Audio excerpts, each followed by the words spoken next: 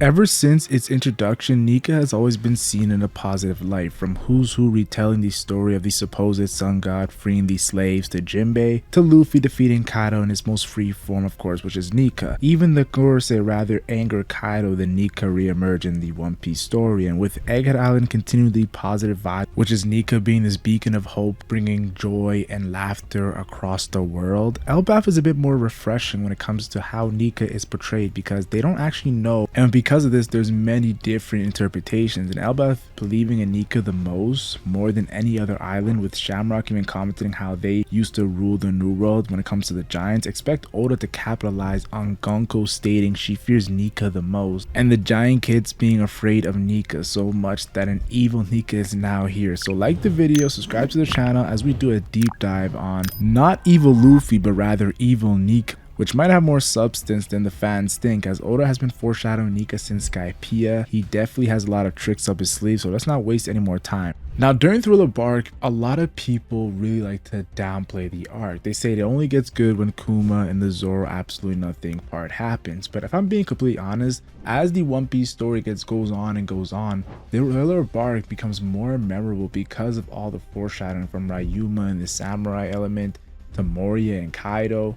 I can go on and on to how much foreshadowing goes on in this arc, but I think one of the biggest things in this arc that we have to talk about is Oz, who is being mentioned multiple times in Elbaf, from the Giants talking about how he's a legendary warrior and his story has been retold many times throughout history, to of course Zoro comparing Loki to Oz.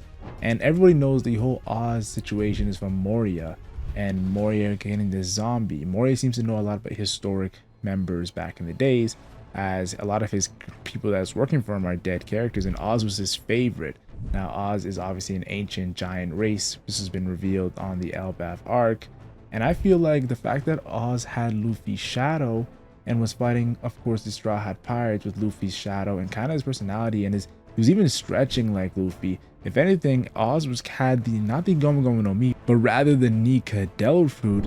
This makes it more interesting because now we're going to the element of an ancient giant having a Nika fruit, and everybody knows the whole Loki situation. So Luffy versus Oz definitely is foreshadowing, not just because of an evil Luffy, of course, because Oz was the villain, but maybe an evil Nika more so. And that leads me to talk about Luffy versus Loki. Now, everybody knows that this is the biggest thing that's being foreshadowed on Elbaf, even more so than Shamrock. Yes, Shamrock has the whole element of him being Shanks' twin brother, looking exactly like Shanks. And of course, there's another Holy Knight that should be the leader of the Holy Knights. Plus, there's Figurine Garling, the father of Shanks and Shamrock. Like, there's so many possible villains that Luffy can fight. But for some reason, Loki versus Luffy is the one that really is striking a nerve. And they almost actually clash when Luffy hit him with an attack, but Loki dodged, thankfully. Now, of course, I just made a video talking about how I think Loki could be the next Straw Hat. Why Loki versus Luffy could be so cool is because of different elements. First, Loki has Ragnar with the thunder element, which of course Luffy does not get affected by. And then of course Luffy can turn into a giant in his Gear 5th form, which is going to be even crazier to see Giant Luffy versus Giant Loki, because Luffy, his limits is not limited at all. He has no limits as Nika. And then finally, it's what Loki's legendary devil fruit is. And honestly, many people are believing Loki could potentially have an evil Nika devil fruit. But I want to steer away from that plot line because I'll come back to it later. But me personally, I always felt like Luffy becoming evil would be not necessarily a conscious choice, but more so an unconscious choice. Look at Monster Point Chopper. Monster Point, in my opinion, is the blueprint a lot to Luffy's powers, because Monster Point had talked about back in the days of Drum King, they talked about Monster Point only having, I mean, not Monster Point, Chopper's dealt with the Hito no Mi only having 3 forms, but Chopper elevated that with the Rumble Ball to make 7 forms. Luffy actually has 7 forms. When you look at it, his base form, his Gear 2nd, his Gear 3rd, his Gear 4th, Snake Man, Tank Man, and Gear 5th. That's 7 forms. So it's not just that too as well. Maybe because they both have the Hito no Mi, Luffy's just the mythical zone version of that form. But it's also the fact that Chopper's Monster Point, where he had no consciousness, he was just a raging monster, which we saw in Enies Lobby and we saw in Sabaody, even to the point where Haki user Sentamaru was still fearful of Monster Chopper's power. So even seeing Monster Chopper, now he's conscious of what he can do, and he pretty much did pretty decent damage to Queen, which I thought was cool in Wano. But still, I felt like Luffy never got that moment where he would rage and not be knowing what he's doing. And if that happens in Elbaf, you could consider it an evil version of Nika. And then of course this goes back to Thriller Bark. Like I said, this arc has a lot of things you can discuss. And Nightmare Luffy is one of my favorite because Nightmare Luffy was a more dark, sinister Luffy. But the thing is, Luffy wasn't a villain. And Nightmare Luffy wasn't really a bad guy.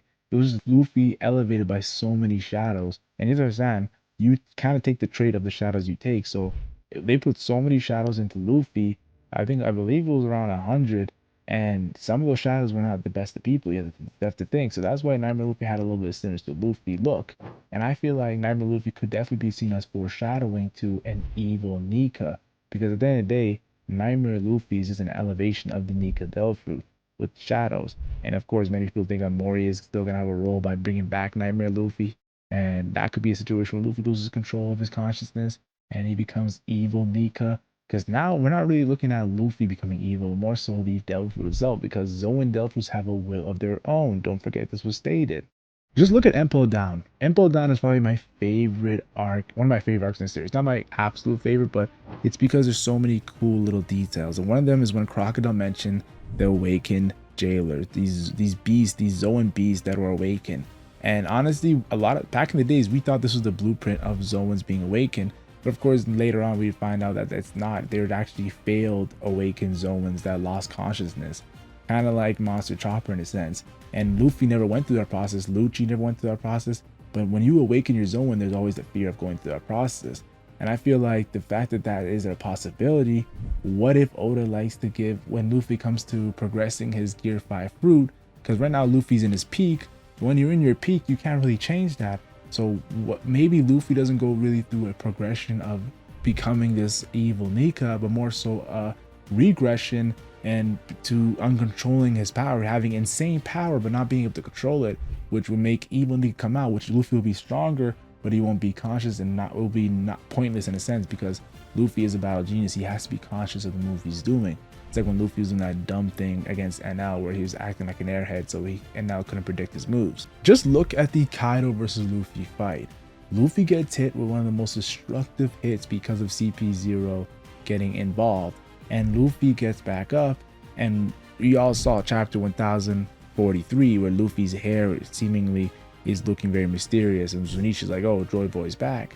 But what Luffy didn't really look like he had control of his fruit in this moment. Now, of course, later on, Luffy would just control his fruit and be surprised that he has so much power and like how is so much energy.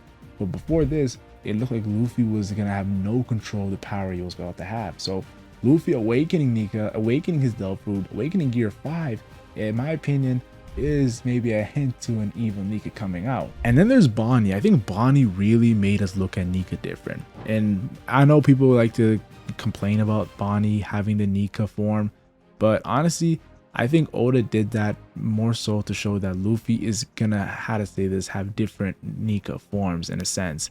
We all know Nika is seen with that weapon and that shield, and it looks very iconic, but I personally believe that Bonnie definitely was a very positive moment for Nika, but Bonnie looked up to Nika like Kuma. I think a negative Nika will definitely really stir people up, because especially characters like Bonnie be like, whoa, we look up to the Nika and now we're seeing an evil version of Nika, what is going on? So definitely feel like Bonnie will be definitely a good catalyst to reason why Oda actually introduces an evil Nika, because I felt like Oda doing that could have foreshadowed Gear 6, but I think not necessarily more Gear 6, but more so different variations of Nika. Even during Egghead Island, Vegapunk was explained that Nika was pretty much the hopes of like people wishing for Nika to emerge.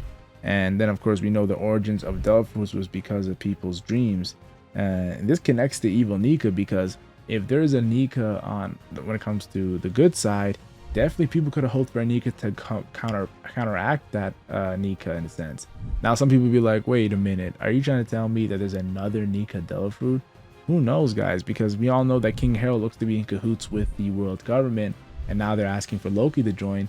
Maybe Loki has that evil Nika Delphi. I'm not too sure, but I definitely feel like you can't rule it out just yet. And just look at how the world government is portraying Luffy after Egghead Island. They're saying that he murdered Vegapunk in his Nika form. That's the picture they have. They have a picture of Luffy in his Nika form and saying that he murdered Vegapunk. So they're already, how do I say this, portraying Luffy as an evil character, or his Nika form as an evil character. So seeing an evil Nika would only just back up what the world government is already trying to prove in the press. Just look at when we first met Loki and Luffy came up to him. What did he tell Luffy? He said, "I am the sun god Nika." Well, he didn't say Nika, but he says the sun god. We all know that's a reference to Nika. And because of course this was explained how every giant kind of looks up to Nika. Loki saying this makes me think his Delph might not be the serpent like we all thought. Like I thought it was a serpent because the Jormungandr serpent that's been recently being talked about, because of course the first world serpent we saw in the mural, and then the ancient giant having the serpent design.